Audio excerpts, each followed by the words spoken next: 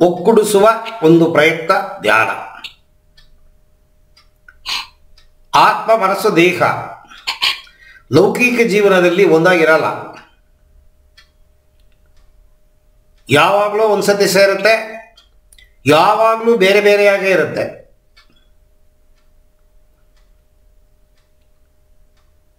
ಈ ಧ್ಯಾನ ಮಾಡೋದ್ರಿಂದ ತುಂಬ ಬೆನಿಫಿಟ್ಗಳಿದೆ. 100 ಬೆನಿಫಿಟ್ಸ್ ಮೇಲಿದೆ. ಸುಮಾರು ವಿಡಿಯೋಗಳು ಹಾಕಿದ್ದೀನಿ ನಾನು. ಯೂಟ್ಯೂಬಲ್ಲಿ ಚೆಕ್ ಮಾಡಿದ್ರೆ ಗೊತ್ತಾಗುತ್ತೆ ಧ್ಯಾನದಿಂದ ಸಿಗುವ ಉಪಯೋಗಗಳು.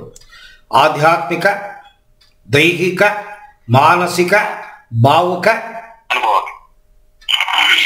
ಉಪಯೋಗಗಳು. ಧ್ಯಾನದಿಂದ ಆರೋಗ್ಯ ಫಸ್ಟ್ ಕಾಪಾಡುತ್ತೆ. ರೋಗಗಳಿಲ್ಲದೇ ಇದ್ದ ಜೀವನ ಧ್ಯಾನ ಮಾಡೋದ್ರಿಂದ. ಧ್ಯಾನ ಮಾಡೋದ್ರಿಂದ ಯಾವಾಗಲೂ ಶಕ್ತಿಯುತವಾಗಿರ್ತೀವಿ. ನಿಮ್ಮ ಬ್ರಹ್ಮರಂಧ ನೆತ್ತಿ, ಅದರ ಮೂಲಕವಾಗಿ ನಲ್ಲಿ ನೀರು ಹೆಂಗೆ ಸುರಿಯುತ್ತೆ ಹಾಗೆ ಓಝೋನ್ ಲೇಯರಿಂದ ಪ್ರಪಂಚ ಶಕ್ತಿ ತಲೆ ಒಳಗಡೆ ನುಗ್ತಾ ಇರುತ್ತೆ. ಯಾವಾಗಲೂ ಆಲೋಚನೆ ಇಲ್ಲದೇ ಇರೋ ಸ್ಥಿತಿಯನ್ನು ಮುಟ್ಟಿದಾಗ ಮಾತ್ರ ಪ್ರಪಂಚ ಶಕ್ತಿ ಅತಿ ಉದ್ವೇಗದಿಂದ ದೇಹದ ಒಳಗಡೆ ನುಗ್ಗತ್ತೆ. ಆಲೋಚನೆ ಇಲ್ಲದೇ ಇರೋ ಸ್ಥಿತಿ ಯಾವಾಗ ನಾವು ಮುಟ್ತೀವಿ ಅಂದರೆ ಧ್ಯಾನ ಸ್ಥಿತಿ. ಅದಕ್ಕೆ ಧ್ಯಾನ ಮಾಡೋರಿಗೆ ಹೆಚ್ಚೆಚ್ಚು ಪ್ರಪಂಚ ಶಕ್ತಿ ಇರುತ್ತೆ. ಯಾರಿಗೆ ಪ್ರಪಂಚ ಶಕ್ತಿ ದೇಹದಲ್ಲಿ ಹೆಚ್ಚಾಗಿರುತ್ತೆ ಅವರು ಏನು ಹೇಳ್ತಾರೆ, ಅವರು ಹೆಂಗಾಗಿರ್ತಾರೆ. ಅವರು 70, 80, 90, 100 ಅಂದ್ರೆ ಕೂಡ ಅವರನ್ನ ನೋಡಿದ್ರೆ ಅವರಿಗೆ ಎಷ್ಟು ವಯಸ್ಸಾಗಿದೆ ಅಂತ ಹೇಳಕ್ ಸಾಧ್ಯವಿಲ್ಲ.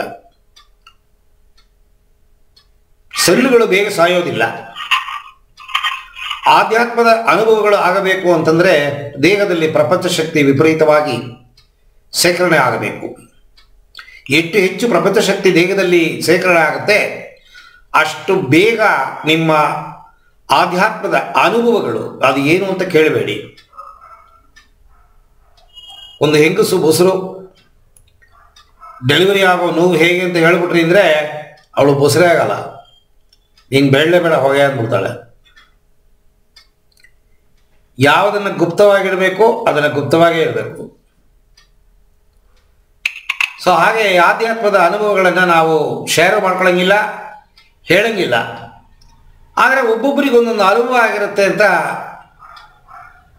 ಹೇಳ್ತೀವಿ. ಆದರೆ ಅಭಿಲಾಷೆ ಇಟ್ಕೊಂಡು ಯಾವ ವಿಚಾರಗಳಲ್ಲೂ ನಾವು ತೊಡಕಬಾರ್ದು.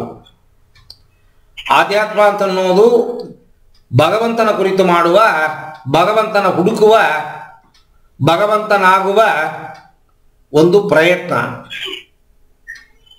ಅಭಿಲಾಷೆಗಳನ್ನು ಇಟ್ಕೋಬಾರ್ದು. ಏನು ಬರುತ್ತೆ ಅದನ್ನು ಸ್ವೀಕಾರ ಮಾಡಬೇಕು.